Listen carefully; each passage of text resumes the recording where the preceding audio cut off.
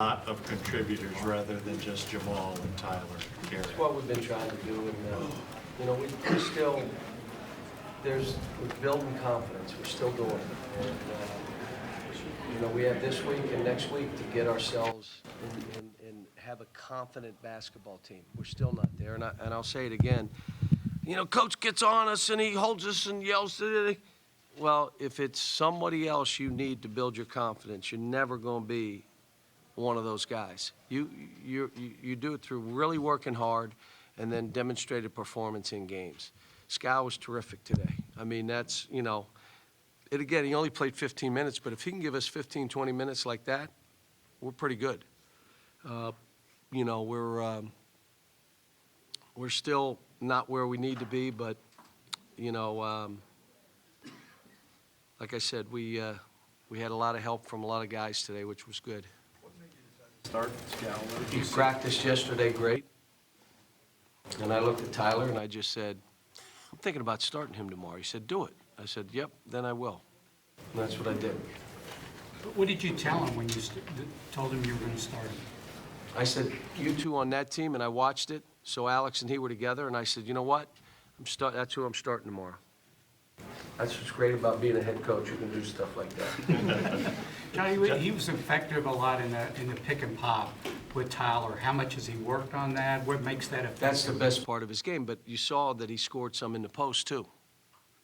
The one thing, we missed a lot of free throws, but I guess we ended up making a lot. To have Isaiah go 5 of 6 is like, wow. Scal went 1 for 4, which is one of our better free throw shooters. But how much do you think the last game wounded their pride, the big guys, and that they came, wanting? No.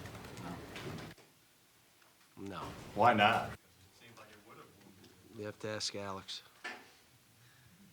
We've seen Scal hit jump shots before, but maybe not seen him put his rear end on people and look like he was looking for somebody to block out. I'm going to say this. He can do it. It's very hard, though. I'd rather not do that. I'd rather do this other stuff. What he's finding out, kind of like Jamal found out, that playing winning basketball in most of these guys, what got you here to Kentucky isn't going to get you to where you want to go.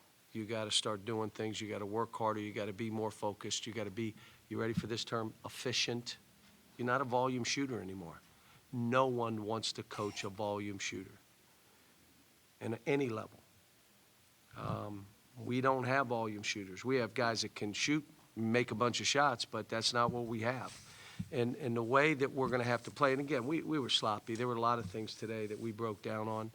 But my whole thing and what we did to tweak things to get these guys to focus on some different stuff is I need a confident basketball team. And it's not going to come from me building guys up who are playing like crap. That's not confidence. That's fake. And that's not how we operate. It is telling them the truth, work on it, now go do it in the game. Alex started very shaky, and then he came back and started playing a little bit better. So he's got to build on that now. That's got to be who he is. What can you guys be if Scal can be this somewhat consistently, if he can be tonight what he was tonight? We could be better. I mean, it was a tough game for Isaac. You just saw the difference in those two. But Isaac made a jumper too. We gave up 16 offensive rebounds. They only turned it over 5 times. That's 2 games in a row now. The teams we played only turned it over 5 times. We had to play these guys different, which was you had to back up a little bit, and that doesn't lead to turnovers. But we're happy to get out with a W, get on our way and get ready for this thing on Saturday. Concern throughout the game about Egbunu's inside scoring, or was it more kind of about what? Egbunu's inside scoring, or was it more takeaway? Well, we broke down 3 or 4 times, and again, what I'm on these guys about now is you got to focus on scouting reports. You got to focus on every shoot around, all that stuff. My teams at this time of the year, it's all up a notch. There's laser. This team's not there yet. And I talked to him about it at the shoot-around today. So a guy goes in and leaves the big kid, and they just throw bounce passes to him. It wasn't like it was post-ups, it was bounce passes and lobs. Our whole thing was, we're backing up and make those guards beat us shooting balls. We're not giving him bounce passes. He got 3. I went crazy. Like, what were you watching? Why would you do that? And it was like, I don't know. But that's what happens when you have a young team.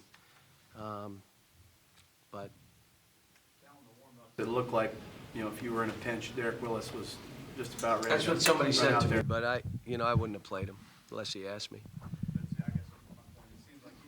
It seems like he's on the path to get We'll back see. out there for When we you. get back tomorrow, they'll tell me. Thanks, guys.